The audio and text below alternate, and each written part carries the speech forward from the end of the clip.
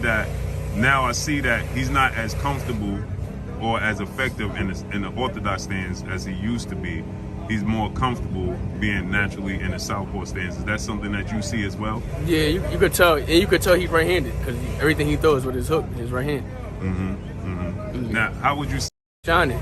I can see Roy Jones, I can see the Sugar Ray Leonard, but I don't see Terence Crawford. Me and Terence Crawford got two different styles. do you think you get compared to Terence Crawford because of the ability to switch? Yeah, but he Terence Crawford switched, but I don't think he naturally gifted on both sides. When he get in trouble, he turns southpaw. So with me, I'm naturally gifted both ways. I'm comfortable whatever way, I can fight a whole.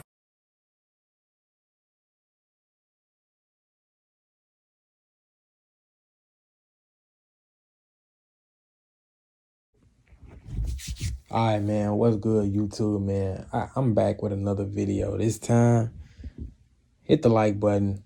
Tell me what you think in the comment section. But I really want to just talk about what Terence Crawford fans are missing or what these guys are getting wrong. It's a lot of stuff that they saying, and it's showing me that they're not really in tune with boxing for real. They really just on this, they own YouTube just really talking, bro. And they not really looking at what they talking about. We got guys talking about Terence Crawford gonna knock Errol Spence out cold. Like, it'll be the first time Terence Crawford has probably knocked anybody out cold. I have not seen Terence Crawford knock anybody out cold. He didn't even knock out Amir Khan. Really, he should have got disqualified against Amir Khan, but somehow he got a TKO from hitting Amir Khan with a low blow. But that's beside the point. But a lot of people are saying that, the 6th round of the Dennis Ugas fight. My goodness. Now, you guys, the people who are going for Terence Crawford, they using this as like strength, they backbone. But they not really looking like, man, Errol Spence was coming off a 17-month layoff. So he was not in there. His last fight was in 2020, before last weekend. So I don't know. It's like, if that's what you banking on for Terence Crawford to win, you probably might be in for like a stressful night, because that's not nothing good. That's not nothing solid. Like, what are some concrete things you could say, like, for sure that Terence Crawford can do to win that fight? I'm gonna be honest. I've been studying Terence Crawford. I've been studying Errol Spence. Objectively, I don't think Terence Crawford is gonna win because of what Terence Crawford tendencies are and what Errol Spence can do in the ring. Not nothing from one fight, because you can switch up fight to fight. You know what I'm saying? Another thing I think these people getting wrong is they looking at what your Dennis Ugas did and had success with, and they think that Terence Crawford can do that because, Terence Crawford is better than Ugas, so he can do the same thing. That's not true. And I keep telling people, like, that's not him. That's not him. That's your Dennis Ugas. That is your Dennis Ugas. Okay? That's not Terence Crawford. But I want to say this, and this is one of the major things I want people to understand. They say things like, Errol Spence he couldn't even knock out Mikey Garcia, a blown up 135-pounder. It's like, okay.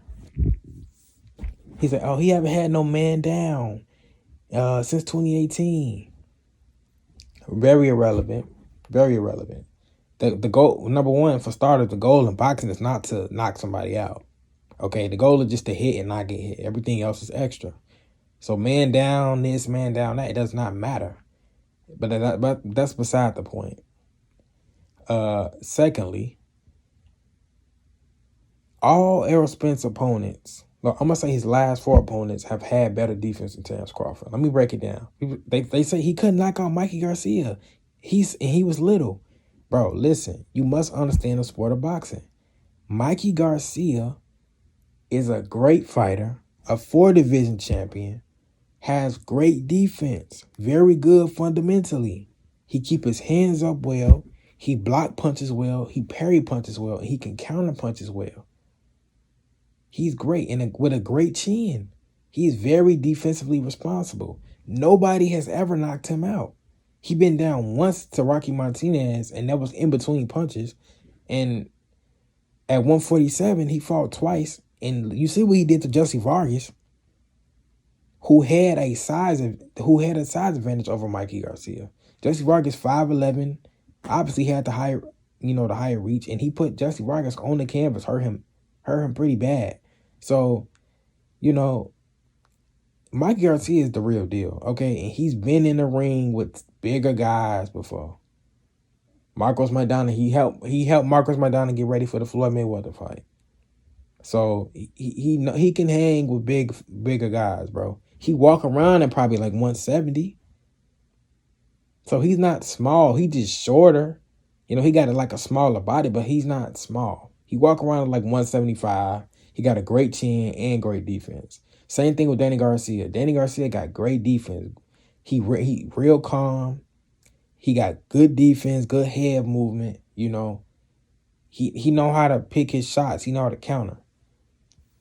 Your Dennis Ugas got great defense. Your Dennis Ugas come from a strong boxing background. Everybody know that Cuban boxers have a strong boxing background. He has a strong boxing background. The name of his gym is the House of Fundamentals. He's very good at keeping his hands up. He keeps his hands up. That's one of the fundamental things in boxing. They tell you when you go to a boxing gym, they don't teach you to keep your hands down. They tell you to keep your hands up. You know what I'm saying? Nobody has ever got a black stomach before, but people have gotten black eyes. You know what I'm saying? You don't need to protect your stomach with your hands down. You can't get a black stomach, but you can get a black eye. You keep your hands up. That's what they teach you in boxing. Hands up. Hands up. And that's where your Dennis Ugas is good at. He keep his hands up. Understand? He keeps his hands up. He blocks punches well. He parries punches well. And, he's very calm. That's one of the main things in boxing is staying calm. He doesn't freak out. He doesn't fold when people throw punches, So that's his style. What he does is, your Dennis Ugas style is to sit there and, he's not a volume puncher. That's the thing. He's a counter puncher. So all his punches come fast at you, pause, and they're accurate. Accuracy is more important than speed and power, because when you pinpointing the punches and not wasting the punches, your punches mean more. You know what I'm saying? They say, oh, he got hurt to the body. No. Getting hit to your body doesn't feel good.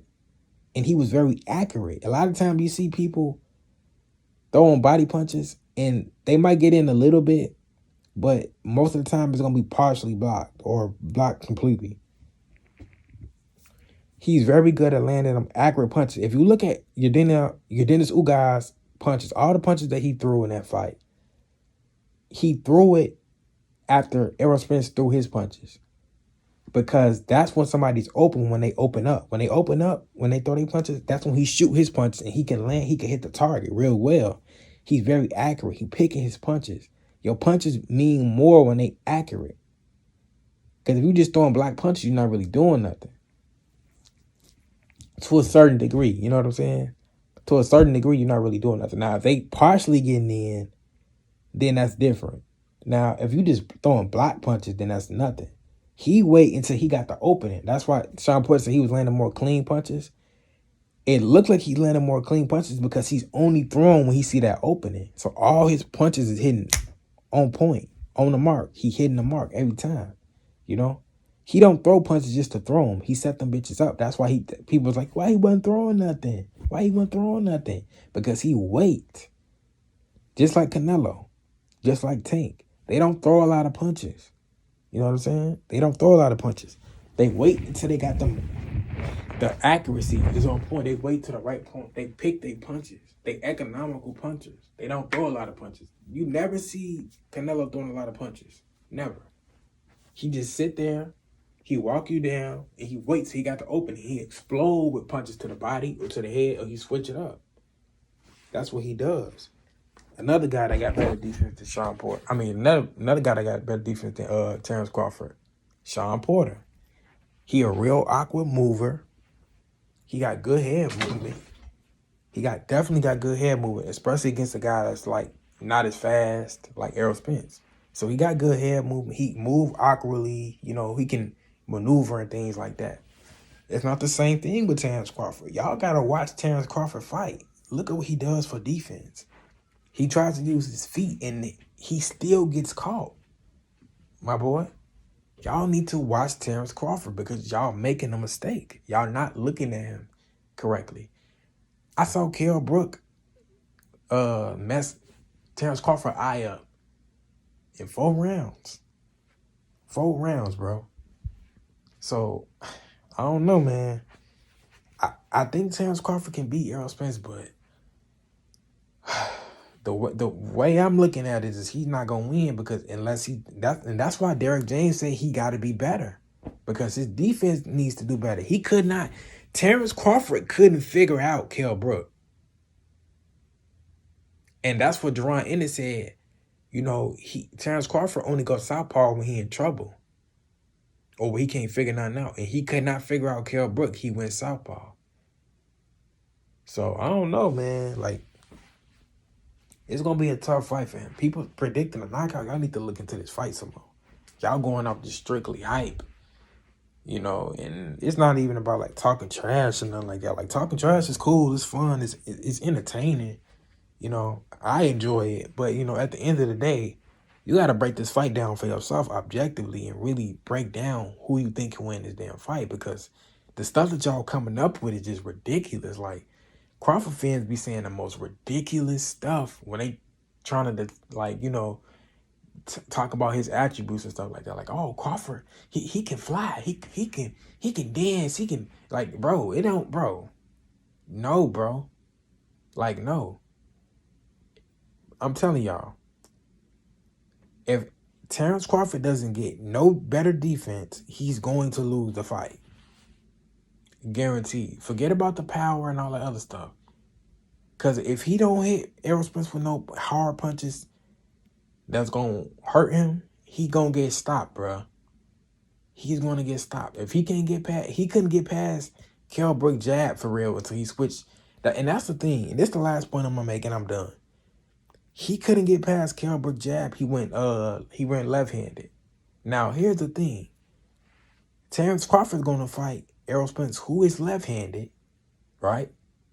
Now, if he can't get past Errol Spence's jab and he goes southpaw, he just took away his advantage. He has no more advantage. He has the advantage as a right-hander. But if he can't get past Errol Spence's jab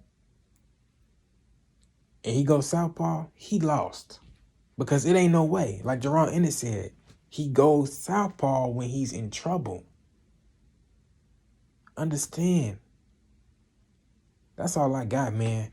Hey, Spence versus Crawford gonna be a great fight. Tune in. Everybody that's talking trash, let's see what they gonna say after the fight. Let's see what they gonna say, bro. Let's see.